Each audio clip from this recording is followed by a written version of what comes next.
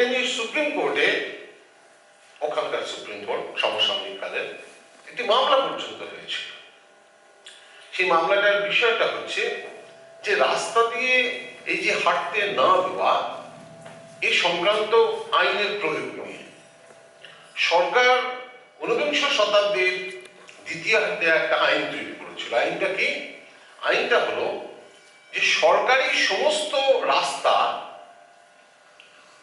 সমস্ত স্তরের মানুষ ব্যবহার করতে পারবে। এইটাকে প্রয়োগ করেছিল কে?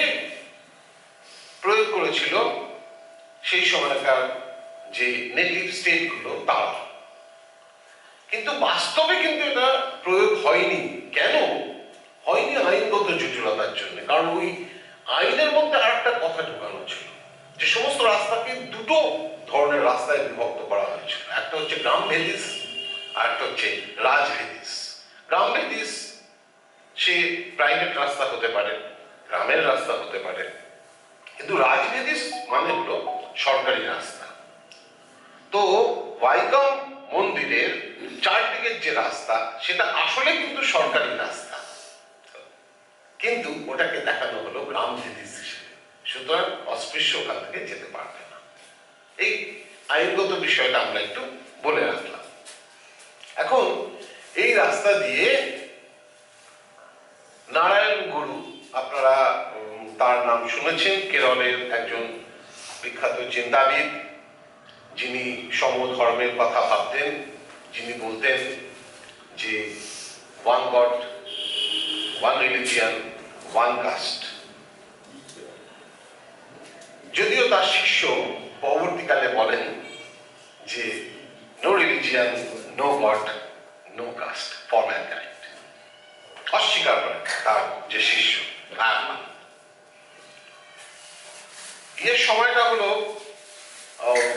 1856, নারায়ণ গুরুর সময়টা 1856 এবং 30-এর দশকের শেষ, সম্ভবত 1927 সালে নারায়ণ গুরু মারা যান। তো নারায়ণ গুরু ওই ওয়াইকম মন্দিরের সামনের একটি রাস্তা দিয়ে উনি পার হচ্ছিলেন।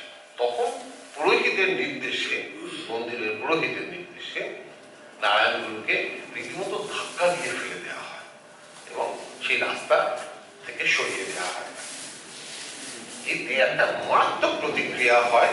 জীবাঙ্কুর রাজ্যে বিভিন্ন পত্র পত্রিকাগুলো সরব হয়ে ওঠে, তারা প্রতিবাদ করতে শুরু করে যে নারায়ণ গুরুর যদি এই অবস্থা হয়, নারায়ণ গুরুর মতো মানুষের, তাহলে সাধারণ মানুষের কি অবস্থা হবে। ঠিক তার পরপরই আরো একটি ঘটনা ঘটে। একজন উকিল, তার নাম হলো টি মাধবন, তিনি একটি অত্যন্ত গুরুত্বপূর্ণ মামলার আলোচনার জন্য তাকে রাজপ্রাসাদে যেতে হচ্ছিল। এখন জীবাঙ্কুর রাজ্যের রাজার প্রাসাদে যেতে গেলে ওই ওয়াইকম মন্দিরের সামনে ওই ভেদিস দিয়ে, ওই রাস্তা দিয়ে যেতেই হবে। তো মাধবন যখন যাচ্ছেন তখন মাধবনকে আটকে দেওয়া হয় এবং তাকে বলা হয় যে এখান থেকে তোমাকে যেতে দেবো না। পরবর্তীকালে মাধবন কি করেন, তিনি জীবাঙ্কুর রাজ্যের যিনি দেওয়ান, তার নাম হচ্ছে রাঘবা, সেই রাঘবার সাথে যোগাযোগ করেন এবং যোগাযোগ করে বলেন যে এগুলো কি হচ্ছে, আপনি সমাধান করুন। আর আপনি যদি না পারেন তাহলে বলুন, আমি কাউন্সিলের সভায় এগুলো উত্থাপন করবো, ওনাকে উত্থাপন করতে দেওয়া হলো না। তখন মাধবন আবার বললেন যে তাহলে আমি রাজার সাথে কথা বলবো, রাজার সাথে কথা বলতে দেওয়া হলো না। তখন মাধবন বললেন তাহলে কি আমরা জীবাঙ্কুর ছেড়ে চলে যাব? রাঘবা বললেন সে তোমাদের যদি ইচ্ছা হয় ছেড়ে চলে যাও। কিন্তু মাধবন ছেড়ে দেওয়ার পক্ষপাতী ছিলেন না, ফলে তিনি কিন্তু আন্দোলন সংগঠিত হওয়ার পথে এগোলেন। সাথে নিলেন আরো বেশ কয়েকজনকে। এর মাঝখানে এর মধ্যে জর্জ জোসেফ, যার একটি অত্যন্ত গুরুত্বপূর্ণ ভূমিকা ছিল। তো এইটা যখন পরিস্থিতি, তো স্বভাবতই এটা হঠাৎ করে আজকে এই এজবা এবং নায়াররা তারা এই মন্দিরের সামনে রাস্তা ব্যবহার করতে দেওয়ার দাবিতে যে সরব হয়ে উঠল, এটা কিন্তু প্রথম নয়। এর আগেও 1803 এবং 4-এ এজবা যুবকেরা তারা একবার প্রচেষ্টা চালিয়েছিল যে বাইগাঁও মন্দিরের সামনে রাস্তা দিয়ে তারা যাবে, এবং সত্যি 200 জন যুবক এসে হাজির হয়েছিল এজভা সম্প্রদায়ের, যে রাস্তা দিয়ে তারা হাঁটবে। কুট্টি নামে একজন সেই সময় রেল খাম্পি ছিলেন দেওয়ান, তো তিনি কুট্টি নামে একজন আমলাকে প্রেরণ করেন। তিনি বেশ কয়েকজন সৈন্য নিয়ে ঝাঁপিয়ে পড়েন প্রায় সেই এজভা যুবকদের উপর, এবং ওই ঠিক মন্দিরের পাশেই একটা তালাও রয়েছে, একটা পুকুর রয়েছে, সেই পুকুরে যুবকরা আহত হয়ে পড়ে যান এবং বহুজন মারা যান। ত্রিবাঙ্কুর রাজ্যে মানুষের মুখে মুখে এই হত্যাকাণ্ডের কথা ঘুরে বেড়াত। ফলে পুরনো সেই অতীত আর একবার ফিরে আসলো এই আন্দোলনের প্রেক্ষাপটে। সরকার সমস্ত দিক থেকে দমন পীড়ন চালানো শুরু করলো, এবং দু ধরনের প্রক্রিয়ায় চালালো। একদিকে দমন পীড়ন, আর আরেকটা দিকে ভেতর থেকে আন্দোলনকে দুর্বল করা। কিভাবে? যে কংগ্রেসের নেতৃত্বকে কাজে লাগালো। কংগ্রেসের নেতৃত্ব তারা মাধবন এবং জোসেফকে বললো যে দেখো, তোমরা এখন আন্দোলন করো না।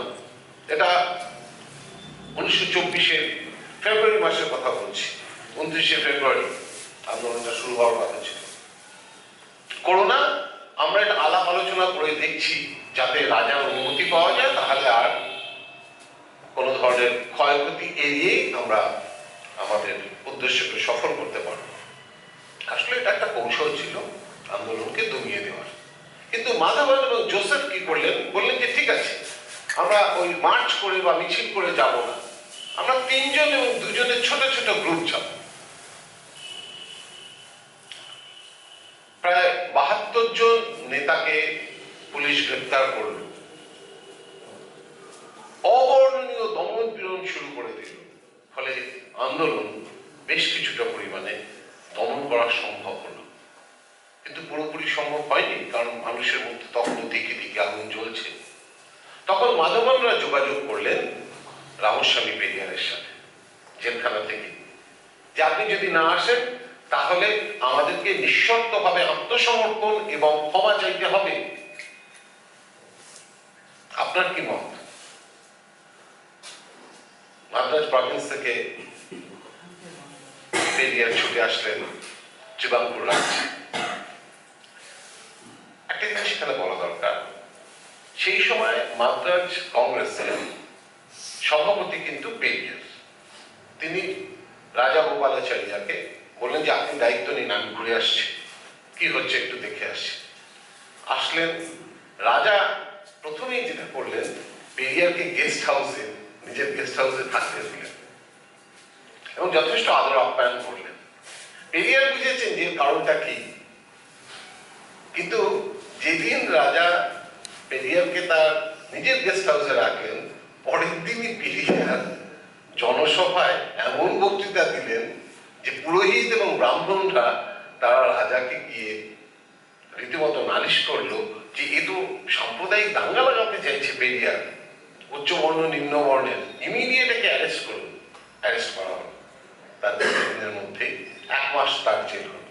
আন্দোলন থামলো না, কারণ ইতিমধ্যে তার স্ত্রী এবং বোন এসে হাজির হয়েছেন লড়াইয়ের ক্ষেত্রে। লড়াই শুরু হয়ে গেল। লড়াই মানে একদিকে ওই বাইগাঁও মন্দিরের সামনে দিয়ে হেঁটে যাওয়া, 2 যে সমস্ত বোর্ডগুলোতে লেখা রয়েছে যে এজভা ও অস্পৃশ্যদের জন্য এই পথ নয়, সেই সমস্ত বোর্ডগুলোকে ভেঙে দেওয়া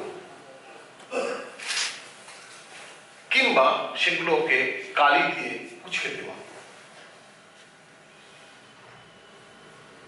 1 মাস বাদে যখন ছেড়ে দেওয়া হলো পেরিয়ারকে, পেরিয়ার এসে আবার শুরু করলেন যা ডেকের কাজ, ধান ভাঙা। সেই ধান ভাঙা মানে আন্দোলনের নেতৃত্ব দেওয়া, সেই কাজ তিনি আবার শুরু করলেন এবং আন্দোলন আরো তীব্র থেকে তীব্রতর হল। শুধু ত্রিবাঙ্কুর রাজ্যের মধ্যে আন্দোলন সীমাবদ্ধ থাকলো না। পেরিয়ার জেলা থেকে বেরিয়ে আসবার পর দেখা গেল যে এই আন্দোলনকে সমর্থন করতে পাঞ্জাব থেকে পাঞ্জাববাসী মানুষ তারা রীতিমতো ক্যাডার পাঠিয়ে দিচ্ছে, 2000 টাকা দিচ্ছে। এটা একটু ভাবতে হবে কোন সময়, 1924, 2000 টাকা পাঠাচ্ছে মানে একটা বিরাট অঙ্কের টাকা। শুধু তাই নয়, তার সাথে সাধারণ কৃষকরা যারা ত্রিবাঙ্কুরে থাকেই না, তারা শাক সবজি খাবার দাবার তারা পর্যন্ত ওই ক্যাম্পগুলোতে নিয়ে আসছেন, যে আন্দোলনে যারা যোগদান করছেন তাদের যেন খাবারের অভাব না হয়। একটা বিশাল অঞ্চলে সাড়া পড়ে গেল, যে অচলায়তনকে ভাঙতে হবে।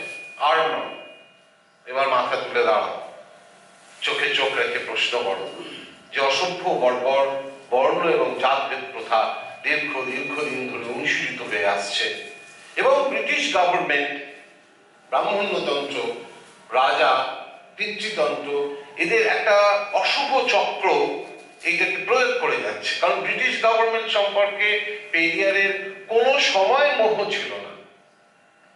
19 শতকে আমরা যে অন্য কণ্ঠস্বর শুনতে পেয়েছিলাম আরো 5 জনের মুখ থেকে, সেখানে অনেকের মধ্যে আমরা দেখতে পাবো কিন্তু ব্রিটিশ সরকার সম্পর্কে একটা মোহ ছিল।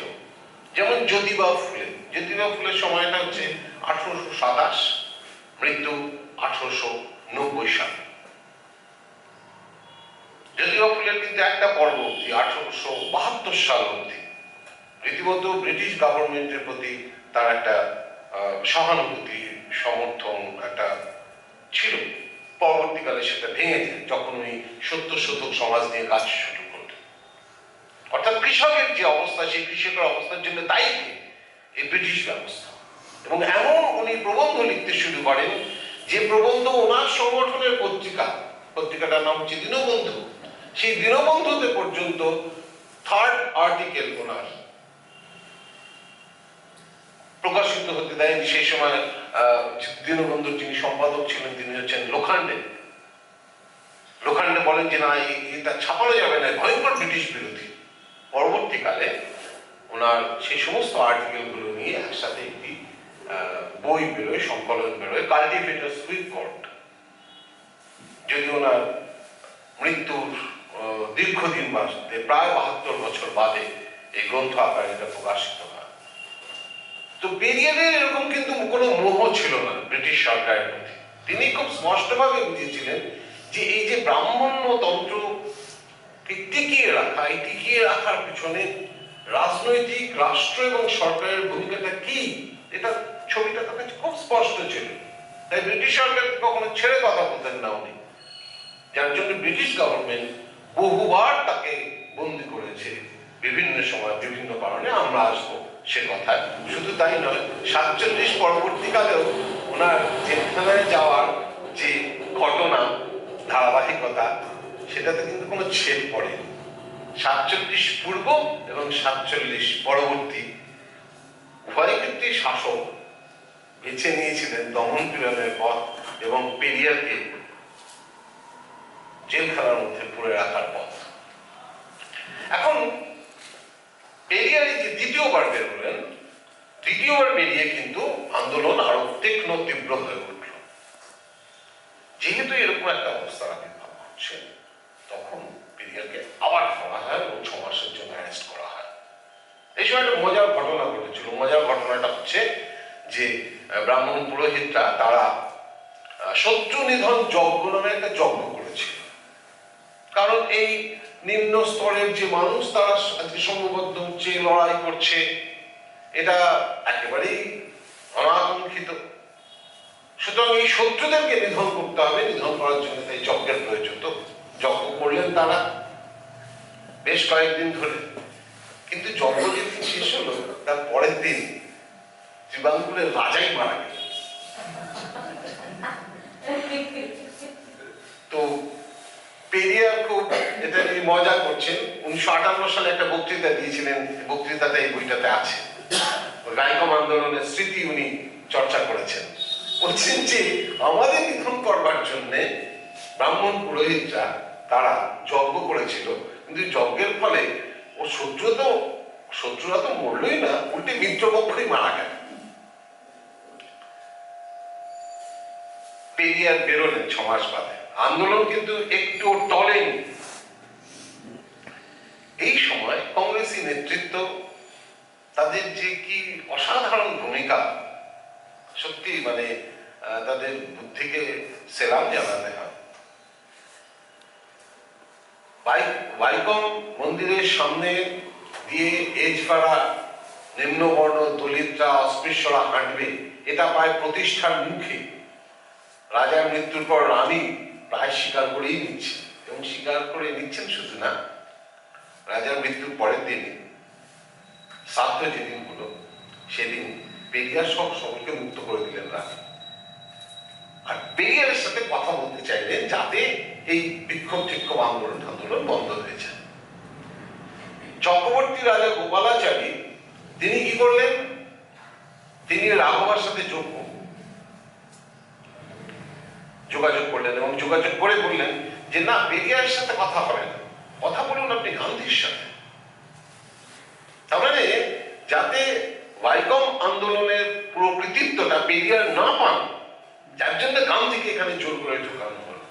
গান্ধীর এই হরিজন শব্দটির ব্যবহার আপনারা দেখবেন যে এই আন্দোলনের পরে পরেই অস্পৃশ্যতা কংগ্রেসের কর্মসূচিতে কোন সময় ঢুকছে, 20-এর দশকে ঢুকছে।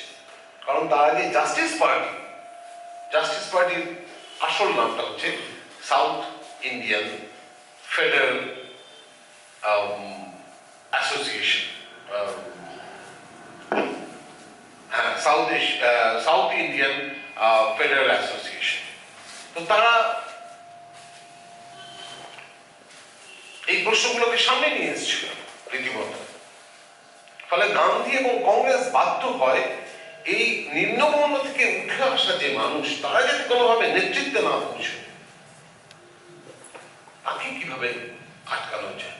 প্রথম পেরিয়ারকে আটকালেন কিভাবে, রানীর সাথে কথা বলতে না দিয়ে গান্ধী এসে কথা বললেন, এবং গান্ধী পেরিয়ারকে জানালেন যে রানীর সাথে এই কথা হয়েছে, রানী কিন্তু রাজি হচ্ছেন যে ওই রাস্তা দিয়ে যেতেই পারে। পেরিয়ার বললেন এটা আজকে আলোচনার বিষয়ই না, যেহেতু আমরা যাচ্ছি, উনি আর কি অধিকার দেবেন। আমাদের আসল প্রশ্নটা আরো অনেক বড়, মন্দিরের মধ্যে ঢুকবো কিনা। কারণ যে দেবতা মানুষের স্পর্শে অশুচি হয়, অপবিত্র হয়, সেই মূর্তি দিয়ে কি হবে। সেই মূর্তি ভেঙে টুকরো টুকরো করে হয় রাস্তা তৈরির কাজে ব্যবহার করা উচিত, অথবা নদীতে গিয়ে কাপড় কাচার স্থানে পরিণত করা উচিত। কি হবে যা মানুষকে অপমান করে, এটা বললেন গান্ধীকে। তো গান্ধী বুঝে গেলেন যে আমাকে বুঝিবে যে এখানে বাড়ি শেষে। এই আন্দোলনের মধ্যে দিয়ে উঠে আসছে এই যুবকটি, যে যুবকটি ভয়ঙ্কর, এবং এই যুবকের সাথে যুক্তিতে পারা যাবে না। কারণ পরবর্তীকালে বহু এখানকার তাত্ত্বিক চিন্তাবিদ বিনোবা ভাবে তিনি গিয়ে ইয়েকে বলেছিলেন, যে পেরিয়ারকে বলেছিলেন যে আপনি এটা কি করছেন, আপনি হিন্দু ধর্মের একেবারে উচ্ছেদ সাধন করার কথা বলছেন, রামের মূর্তি ভাঙছেন, মন সংগীতা পোড়াচ্ছেন, গণেশের মূর্তি ভেঙে দিচ্ছেন, বলছেন মন্দিরের সমস্ত পয়সা দিয়ে ছেলে মেয়েদের চিকিৎসা করাবেন আর বই পড়াবেন আর শীতের জামা কাপড় কিনে দেবেন। এই আবার কি কথা আপনার, হিন্দু ধর্মে কি কোনো উদারতাই নেই? পেরিয়ার একটা কথা তার উত্তর দিয়ে দিলেন, বললেন আছে, কিন্তু চিনির মধ্যে যদি বিষ মেশানো থাকে তাহলে সেই মিশ্রণকে ফেলে দেয় ভালো। ফলে পেরিয়ারের সাথে তর্কেও পারা খুব মুশকিল। এবং পেরিয়ার যে অর্থে পাবলিক ইন্টেলেকচুয়াল আমরা কথাটা ব্যবহার করি, পেরিয়ার সেই অর্থে ছিলেন না। প্রথাগত তার শিক্ষা ছিল না, স্বশিক্ষিত। পেরিয়ার যা লিখতেন, এই বইটা আপনারা যদি দেখেন, ওনার আরো বেশ কিছু বইপত্র রয়েছে, কোথাও উনি উদ্ধৃতি দেননি, কোটেশন একটাতে ব্যবহার করেননি। উনি কি ভাবছেন সেটা বলছেন, এবং অত্যন্ত সহজ ভাষায়, তীব্রতার সাথে ঘন্টার পর ঘন্টা বলতেন, প্রায় কোনো কোনো সময় সারা রাত। চেটিয়া সিঙ্গার ভ্যালু, তিনি রাত্রি 10টায় শুরু করছেন, 1টায় শেষ করছেন, 1টা থেকে সকাল 5টা অবধি পেরিয়ার বক্তৃতা দিয়ে যাচ্ছেন। এবং সেই বক্তৃতার বিষয় হচ্ছে মানবতা, বক্তৃতার বিষয় হচ্ছে যুক্তিবাদ, বক্তৃতার বিষয় হচ্ছে নারীকে পায়ের তলায় রাখবার যে পুরুষতান্ত্রিক চক্রান্ত, তার বিরুদ্ধে রুখে দাঁড়ানো। এবং একটা দেখুন, আধুনিক যে ফেমিনিজম আমরা এই কথাটা দিয়ে ঢুকবো ওখানে পরের স্টেপটাতে, যে আধুনিক ফেমিনিজমে একটা কিন্তু স্পষ্টতই ধারণা আমাদের কাছে তৈরি হয়ে গেছে যে আসলে নারী পুরুষের কোনো পার্থক্য নেই, কতগুলো অর্গান বাদ দিয়ে চিন্তা চেতনা চাহিদা অভাব বোধ সব এক। কিন্তু সমাজ কি করে, নারীকে নির্মাণ করে, তৈরি করে তার মতো করে, পুরুষতন্ত্র বানায় নারী একটা নির্দিষ্ট ছাঁচে ফেলে তৈরি করে, কারণ ওই তৈরি করাটা তার দরকার তার নিজের প্রয়োজনের জন্য, নিজের স্বার্থের জন্য, নিজের ক্ষমতাকে টিকিয়ে রাখবার জন্য, নিজের আধিপত্যকে প্রতিষ্ঠা করবার জন্য।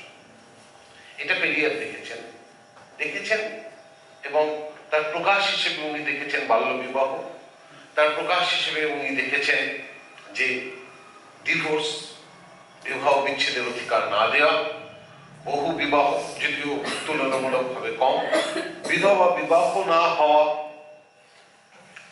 অসবর্ণ বিবাহ না হওয়া।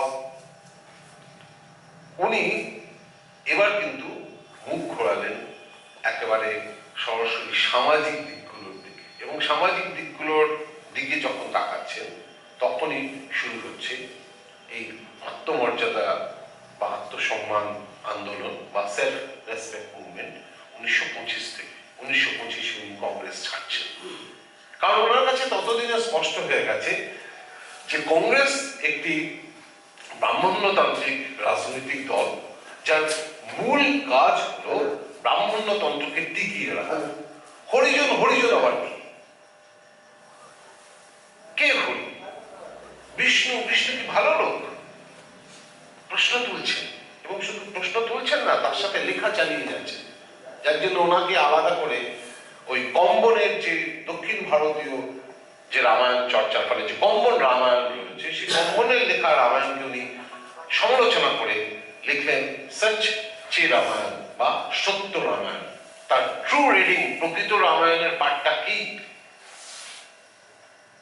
উনি কিন্তু সুকুমারী ভট্টাচার্য পড়েননি তখনও রামায়ণ সম্পর্কে আমাদের আম্বেদকর তার লেখাগুলো প্রকাশ করেননি। তখনই উনি রামায়ণ সম্পর্কে যা মন্তব্য করছেন ভয়ঙ্কর, এবং সেখানে উনি দেখাচ্ছেন যে সেই সীতাকে যুদ্ধ কাণ্ডের পর বা লঙ্কা কাণ্ডের পর যখন সীতা ফিরে আসছে, সীতাকে বিভীষণকে বলছে, রাম বলছেন যাও সীতাকে ডেকে নিয়ে এসো এক্ষুনি। সীতা ফ্রেশ হচ্ছে, খাবার দাবার জামা কাপড় পাল্টাচ্ছে। আপনারা ওই বাল্মীকি রামায়ণের যে অনুবাদ দেখবেন, রাম বলছেন যে এক্ষুনি আসতে বলো, যে অবস্থায় রয়েছেন সেই অবস্থায় আসতে বলো। সীতা আসছে, চতুর্দোলায় গেল, পায়ে হেঁটে আসুন, সকলে দেখুন ওনাকে। সীতা পায়ে হেঁটে আসছে। তখন কোর্ট সভা বসে গেছে, সভার সকলের সামনে। তো বলছেন সীতাকে, রাম বলছেন যে জানো আমার চোখে তুমি কি? তুমি হচ্ছ যজ্ঞের কুকুরে চাটা ঘিয়ের মতো। কুকুরে চাটা ঘি যজ্ঞে কোনো কাজে লাগে না, ঠিক তুমি হচ্ছ তাই। তুমি রাবণের অঙ্গ সাইন, তোমাকে আমার কোনো কাজে লাগবে না। এখানেই থামছেন না, তার পাশাপাশি বলছেন যে একজন চক্ষু রোগী চোখের উপর আলো পড়লে যে কষ্ট হয়, তোমার উপস্থিতি সেই কষ্ট আমাকে দিচ্ছে, তুমি চলে যাও। বিভীষণ রয়েছে, হনুমান রয়েছে, সুগ্রীব রয়েছে, যাকে খুশি নিয়ে তুমি চলে যাও, যে কারোর কাছে চলে যাও। লজ্জায় অপমানিত সীতা। এর কিছু কিছু অংশ উনি তার সত্যি রামায়ণে বলছেন, যে লোক তার বিবাহিত স্ত্রীর প্রতি এই ধরনের কুবাক্য উচ্চারণ করে, সে কি করে মর্যাদা পুরুষোত্তম হয়। এটা আরো পরবর্তীকালে সুন্দরভাবে আমাদের সুকুমারী ভট্টাচার্য লিখেছেন বাল্মীকির রাম ফিরে দেখা, চটি বই, কিন্তু অনন্য সাধারণ একটি বই। রাবণকে উনি কি দেখাচ্ছেন? আমরা এখানে রাবণকে দেখেছি, যদিও আমরা যারা বাংলার মানুষ, যারা রবীন্দ্রনাথ বধ কাব্যের সাথে পরিচিত, তারা দেখেছি যে হিরো হিসেবে, নায়ক হিসেবে রাবণের যে ভূমিকা, রাম সেখানে হিরো নয়। উনি যে সচ্চি রামায়ণ লিখলেন সেখানে রাবণ হচ্ছে হিরো। এবং কে রাবণ? দ্রাবিড় রাবণ। যে দ্রাবিড় রাবণ উত্তর ভারতের আর্য ব্রাহ্মণদের দ্বারা পীড়িত, অত্যাচারিত।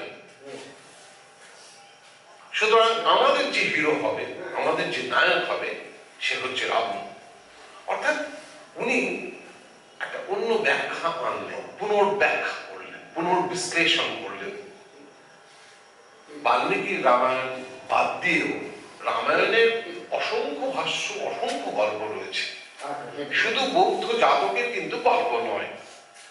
আমরা দেখি যে পালি ভাষায় রাম এবং রামের স্ত্রী, রামের যে ঘটনা, অজস্র ঘটনা রয়েছে।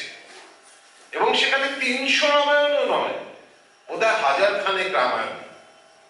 এছাড়াও ভারতবর্ষের বাইরেও আপনারা জানেন যে মালয়েশিয়া, ইন্দোনেশিয়া কোটানি রামায়ণ রয়েছে, কাশ্মীরি রামায়ণ রয়েছে, কম্বন রামায়ণ তো রয়েছেই, রয়েছে বাল্মীকি রামায়ণ।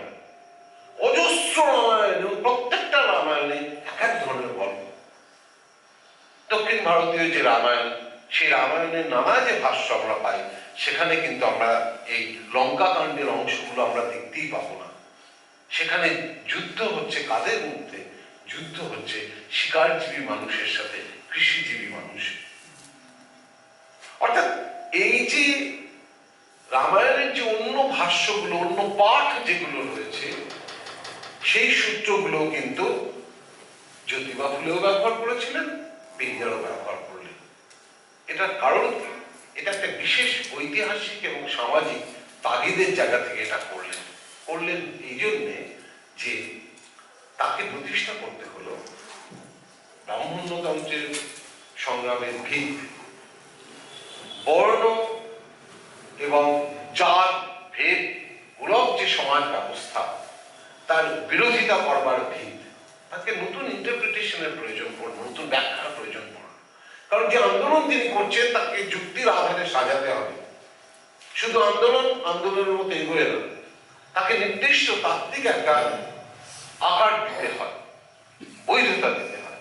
এই কাজটা উনি করলেন এই সেলফ রেসপেক্ট মুভমেন্টের মধ্যে। সেলফ রেসপেক্ট মুভমেন্টের প্রধান কি স্লোগান ছিল? তার আগে আরেকটা কথা এখানে যুক্ত করে দিই। এই যে সেলফ রেসপেক্ট মুভমেন্ট, SRM আমরা সংক্ষেপে বলবো, তার দুটো মাত্রা রয়েছে। সংজ্ঞায়নের ক্ষেত্রে আমরা দুটো মাত্রার উল্লেখ করব। একটি হলো যেটা পরিপূর্ণভাবে ব্রাহ্মণ্যতন্ত্র বিরোধী একটি আন্দোলন। দুই, এটি একটি কংগ্রেস বিরোধী আন্দোলন বটে। কারণ উত্তর ভারতীয় ব্রাহ্মণ্যতন্ত্র এবং কংগ্রেসকে একসাথে করে দেখছে, যেটা পরবর্তীকালে প্রকাশিত হবে ওনারা যখন ন্যাশনালিজমের কথা বলছেন এবং দ্রাবিড় কাঝাখান তৈরি করছেন 1944 সালে। সেই 44 সালের ঘোষণাতে সেলফ রেসপেক্ট মুভমেন্টের প্রধান কি দিক ছিল? যে প্রকৃতি সকলকে সমান অধিকার দিয়েছে, সমস্ত মানুষ সমান, বর্ণভেদ, জাতভেদ তার অবসান ঘটবে নারী এবং পুরুষের অসাম্যের। নারীর যৌন অধিকারের সম্পূর্ণ স্বাধীনতা, সম্পূর্ণ অধিকার কোনোভাবেই সমাজ অস্বীকার করতে পারে না, সেইটাকে জোরের সাথে প্রতিষ্ঠা করলেন। এবং খুব ইন্টারেস্টিং দেখুন যে এই সময় সমাজতন্ত্রের কথাও বলা হলো, যদিও পেরিয়ারের তখনও সমাজতন্ত্র সম্পর্কে ধারণা স্পষ্ট হয়ে ওঠেনি যে সমাজতন্ত্র কি। কিন্তু উনি একটা জিনিস বললেন যে সরকারের একটা উদ্যোগ নিতে হবে। সরকারের উদ্যোগ না থাকলে, রাষ্ট্রীয় উদ্যোগ না থাকলে এই জাত বর্ণভেদ মূলক ব্যবস্থাটার অবসান ঘটানো যাবে না। ব্যক্তিগত মালিকানার অবসান ঘটিয়ে সমস্ত কলকারখানার উপর